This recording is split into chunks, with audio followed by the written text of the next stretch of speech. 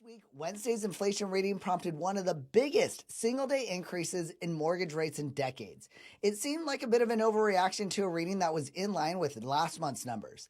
The CPI report is the most widely followed by the financial markets, and it was expected to come in at 0.3, but came in at 0.4. That's just a tenth, and only because it was rounded up from 0.359%, almost close enough to round it down to 0.3. Here's the reaction we saw with the 10-year when we look at the snapshot from last week.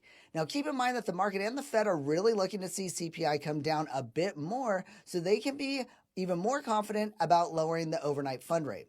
Now, when we pull back a bit and we look at the year-over-year trend here, you can see that inflation appears to be cooling off, but the progress is slowing down.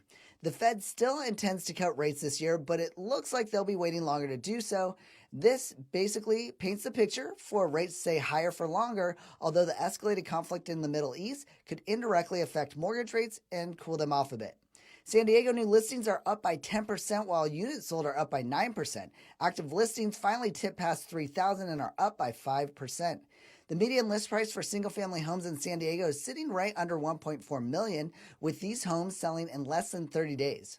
If you're curious about what your home is worth or would like to get pre-approved for your next home purchase, click on the link in my bio. Be sure to follow me here to stay up to date on this week's market trends.